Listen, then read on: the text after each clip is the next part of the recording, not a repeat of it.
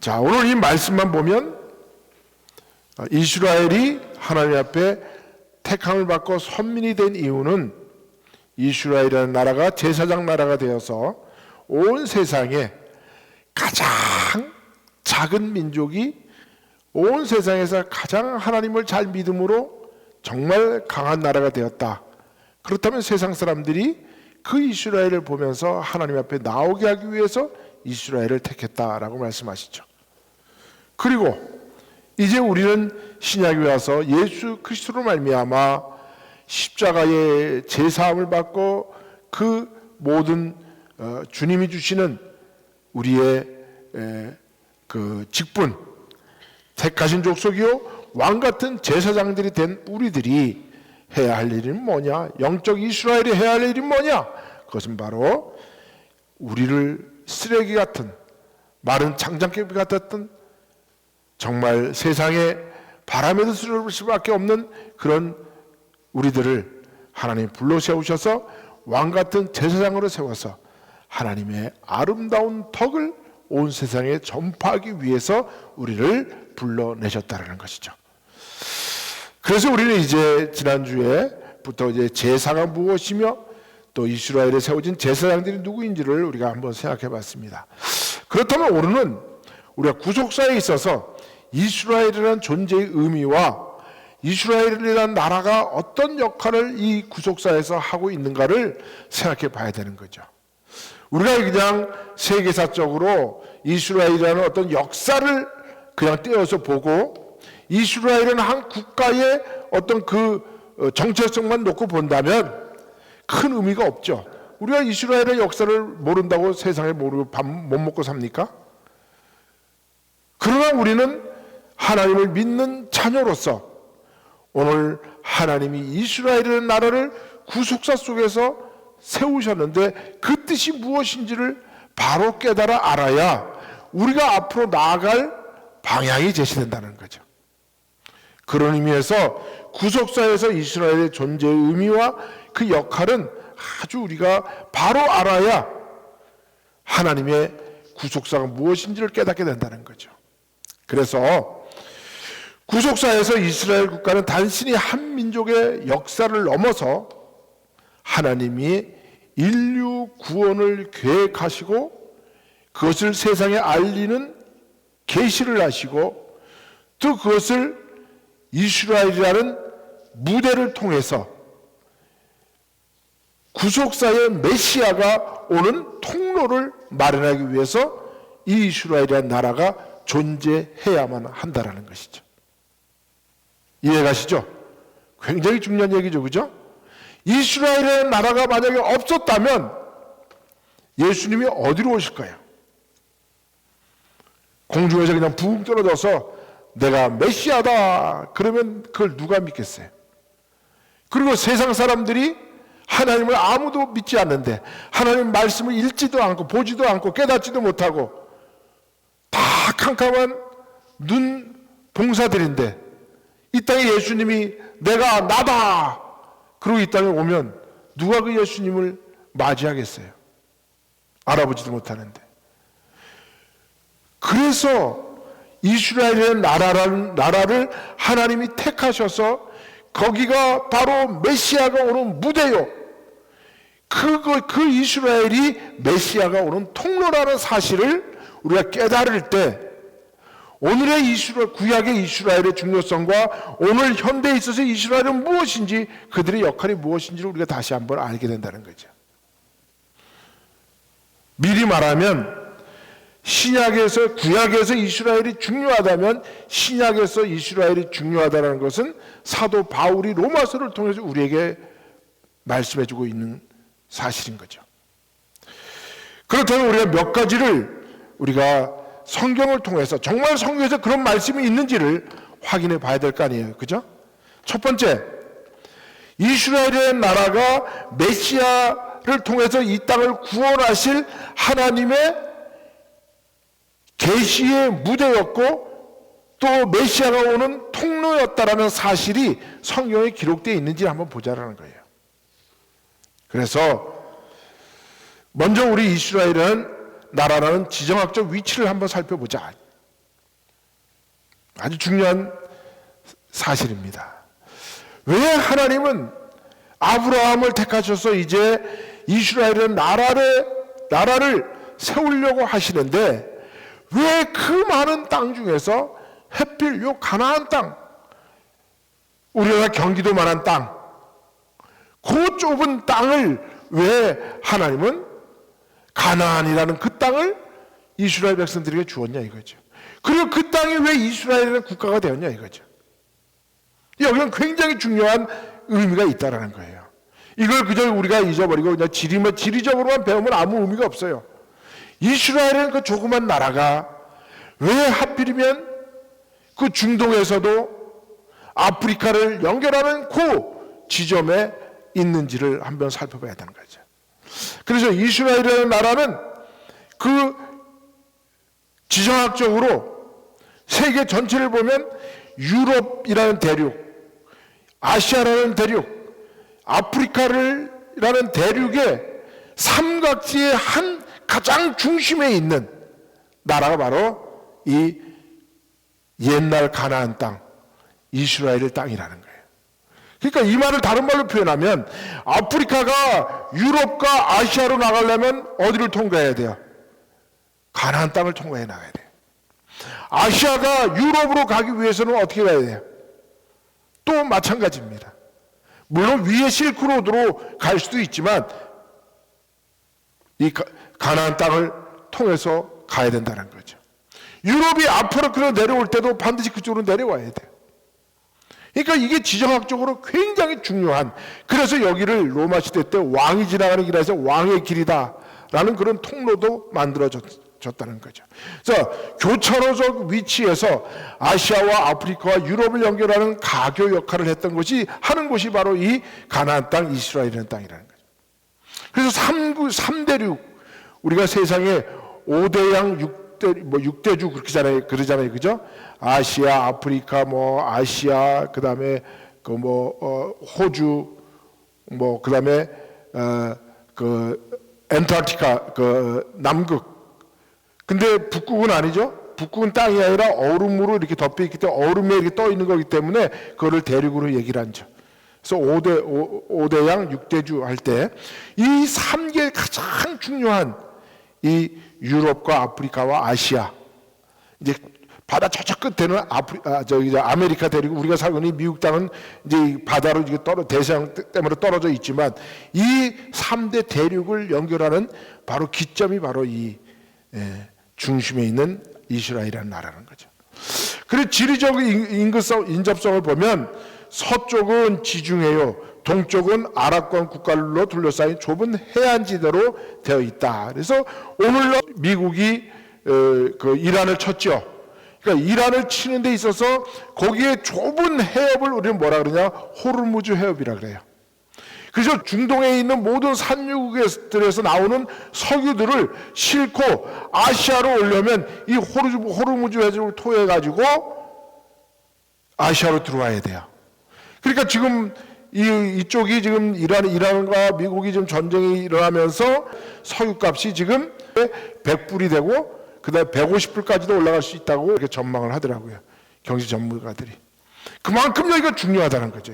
이 장소가. 그리고 군사적인, 그다음에 전략적인 중요성으로 보면 북동부 쪽 메소포타미아와 서남 쪽의 이집트 사이인 인근의 강대국들이 위치하여서 안보 부담적으로도 아주 높은 그런 지역이다라는 거죠. 군사적으로도. 그래서 이곳을 차지해야 아프리카도 갈 수 있고, 이것을 차지해야 아프리카가 유럽으로 아시아로 뻗어나올 수 있는 그런 지정학적 위치가 있다는 거. 그만큼 이스라엘이라는 나라가 아주 땅은 작지만 중요한 곳에 위치하고 있다. 그렇다면 이거를 다른 말로 표현하면 우리 어떻게 표현할 수 있습니까? 이 작은 곳에서 예수 그리스도가 태어난 무대가 되었고 예수 그리스도의 복음의 통로가 되었다면 이 이스라엘이라는 지정학적 위치에 따라서 복음이 유럽과 아시아와 아프리카로 나갈 수 있는 정말 중요한 자리에 있다는 거죠. 그렇게 생각되잖아요. 그죠? 그러니까 얼마나 이 복음에 있어서도 중요한 거냐? 뭐 경제적으로, 군사적으로, 안보적으로 중요하지만 우리는 신앙적으로 보면 복음이 이스라엘의 나라를 통해서 유럽과 아프리카와 아시아와 온 세상에 퍼져나갈 수 있는 그 정점 지역이 바로 이곳이기 때문에 이곳에 하나님의 메시아가 태어나게 하셨다는 사실을 우리가 깨달으면 영적으로 우리가 어떻게 해야 할 것인가를 우리가 축제를 우리가 스스로 만들고 풀 수가 있는 것이죠. 자, 그래서 이스라엘이라는 나라는 바로 이스라엘을 무대로 하는, 이스라엘이 백그라운드가 되는 그런 메시아가 이 땅에 오시는 통로다. 통로다. 여러분, 아무리 큰 호수가 있다 할지라도, 아무리 맑은 물이 많이 있는 그런 호수가 있다 할지라도 주변 나라가 그 물을 사용하기 위해서는 그 물이 올 수 있는 통로를 만들어야 되잖아요. 그죠? 그걸 우리는 캐널이라 그러죠. 캐널. 예. 그래서 통로를, 수로를 만들어야 그 물을 끌어서 우리나라로 가지고 올 수 있는 것이죠. 마찬가지로 물이 호수에서부터 큰 저수지로부터 물이 바깥 다른 지역으로 나갈 수 있는 통로가 있어야 한다면 바로 이스라엘이라는 그런 나라를 통해서 메시아가 이 땅에 오시는 통로가 바로 이스라엘이라는 나라라. 그래서 복에 보니까, 성경에 보니까 그렇게 나와 있습니다. 메시아가 아브라함의 후손으로 오실 것을 이미 구약시대 때 이미 아브라함을 택하면서 하나님이 약속을 해주셨다는 거예요. 한번 읽어볼까요? 또 내시로 말미암아 천하 만민이 복을 받으리니 이는 내가 나의 말을 준행하였음이니라 하셨다 하니라. 그러니까 세상 모든 나라들이 아브라함의 씨로부터 나오는, 아브라함으로부터, 그래서 우리는 아브라함을 뭐라고 부릅니까? 복의 근원이다 라고 이야기했잖아요. 예. 그리고 그 나라로부터 모든 나라가 복을 받는다. 이게 만약 경제적인 복이라면 이스라엘의 나라를 통해서 세상에 얼마나 많은 지금 그 혜택을 받고 있습니까? 은행, 금융권뿐만 아니라 오늘 이스라엘의 히브리인들을 통해서, 유대인들을 통해서 이 세상의 경제, 사회, 문화, 교육 모든 분야가 오늘날 이 유대인들로부터 혜택을 받고 있다는 거죠. 그렇다면 이 하나님의 말씀이 지금 이루어지고 있는 거 아니에요? 네. 그리고 더 가까이는 야곱이 그 아들들을 축복해 주면서 오늘 유다를 특별히 이렇게 축복해 주고 있습니다. 홀이라는 것은 그 왕이 신하에게 뭔가를 이렇게 명령하거나 신하로부터 뭔가 말을 들을 때 그렇게 홀을 내밀죠. 그러면 그 홀은 즉 곧 그 신하를 내민 그걸 잡은 사람과 왕과 소통할 수 있는 무엇인가를 의미하는 그런 것을 우리는 홀이라 그러죠. 그 홀이 유다를 떠나지 아니하며 통치자의 지팡이가 그 발 사이에 떠나지 아니하기를 실로가 오시기까지 이르리니 그에게 모든 백성이 복종하리로다. 그러니까 이미 야곱 때 야곱이 유다를 축복하면서 이스라엘이 나중에 유다 왕국이 될 것이라고, 그리고 그 히브리인들이 유다로 통합될 것이라는 것을 오늘 이미 예언하고 있다는 거죠. 그 유다인들이 지금 나라 세운 나라가 어디예요? 지금 1948년도에 이스라엘이라는 국가가 세워졌다는 거죠. 그리고 세 번째 보니까 다윗 가문에서 메시아가 탄생할 것을 이미 또 예언하고 있어요. 그러니까 이세 줄기에서 한 싹이 나며 그 뿌리에서 한 가지가 나서 결실할 것이요. 우리가 너무나 잘 알잖아요. 이세는 누구의 아버지예요? 다윗 왕의 아버지고, 그 다윗 왕을 통해서 남유다 왕국이 완전히 통일되고 그 국권이 세워진 그 다윗의 왕국을 통해서 솔로몬이 최대의 혜택을 받고 그 솔로몬 때 이르러 하나님의 성전이, 예루살렘 성전이 세워졌다는 것을 보면 그 이새의 줄기에서 온 그 다윗, 그 다윗을 통해서 세워진 나라 남유다. 그죠? 그리고 북이스라엘과 남유다, 솔로몬 이후로 북이스라엘과 남유다 왕국으로 갈라졌다 그랬잖아요. 그죠?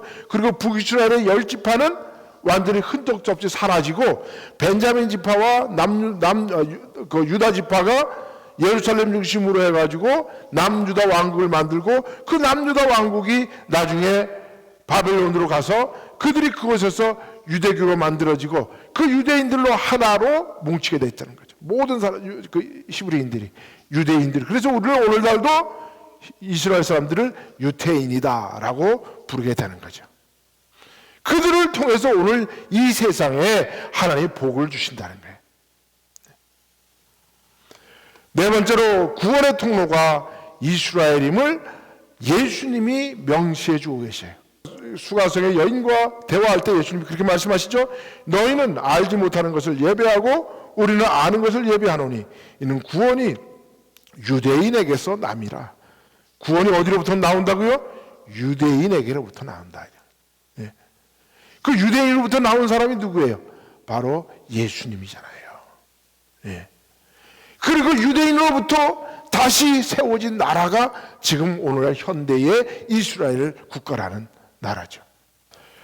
그리고 육신으로 메시아가 이스라엘에 오셨음을 언급하는 말씀이 그들은 이스라엘 사람이라 조상들도 그들의 것이요 육신으로 하면 그리스도가 그들에게서 나셨습니다. 그러니까 결국 그리스도가 그들로부터, 그들이 누구예요?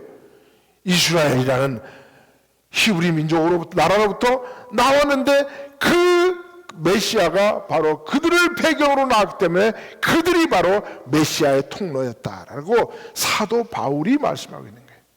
그래서 우리가 오늘날 구원이 이방인에게 지금 옮겨졌지만 그 이방인들의 숫자가 차게 되면 그 다음부터는 이방인들의 문이 닫혀요. 그 다음은 누구로 돌아가요?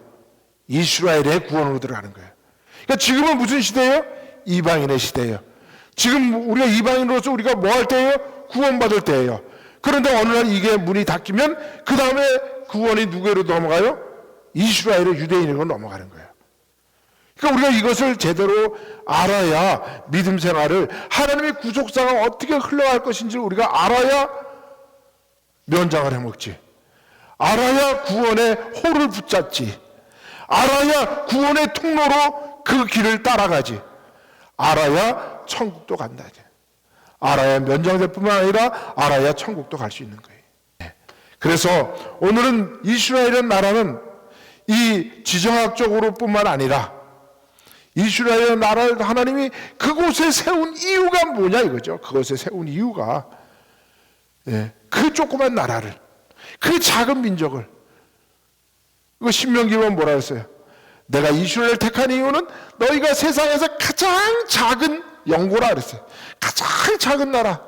그럼 그 가장 작은 나라가 하나님을 믿음으로 가장 강한 나라가 된다면 세상 사람들이 다 역시 하나님 믿으니까. 그 말을 다른 말로 표현하면 뭐예요? 가장 연약했던 우리들, 정말 쓰레기 같던 우리들을, 마른 장작불 같던 우리들을 택하셔서 우리가 믿음으로 말미암아 부유해지고 믿음으로 말미암아 우리가 세상에 유명해지라는 게 아니에요. 믿음으로 말미암아 내가 믿음에 바로 서게 되면 하나님은 나를 통해서 반드시 세상을 변화시킨다는 거예요. 내가 어디에 서 있어야 하는 것이냐. 오늘 이스라엘이 메시아의 통로가 되었다면 영적 이스라엘인 내가 오늘 예수님이 이 땅에 오시는, 다시 오시는 통로가 되어야 되지 않을까요? 그죠? 예. 그래서 우리 자녀들도 주신 거야. 그럼 우리 자녀들은 어느 날 갑자기 믿음이 하늘에 뚝 떨어져 친구한테 배웠나요? 아니죠. 우리 부모로부터 믿음을 배우고 지금 교회에 나오거든요. 그럼 우리가 다 믿음의 지금 뭐예요? 통로인 거예요. 그런데 그 통로가 막히지 않도록, 그 통로가 계속 그 역할을 하도록 우리가 믿음의 바탕에 바로 서서 영적 이스라엘의 역할을 제대로 해야 된다. 그 영적 이스라엘 역할을 제대로 할 때 예수님이 이 땅에 재림하실 때 우왕좌왕하지 아니하고 기름 떨군 그 어리석은 다섯 처녀 같지 아니하고 오로지 예수 그리스도를 바라보며 우리가 오늘 이 힘들고 어려운 세상이라도 우리는 이것이 힘든 것이 아니라 이것 또한 지나가리라. 그 지나가고 나면 우리가 가야 할 길은 또 열려 있는 거예요. 절대 좌절하지 마시고, 절대 불안해하지 마시고, 이 세상에 아무리 불길한 화염에 쌓인다 할지라도 우리가 가야 할 건, 우리가 역할해야 할 그 통로는 바로 재림하시는 예수님을 향해 있다. 믿으십니까? 기도합시다. 하나님 은혜를 감사합니다.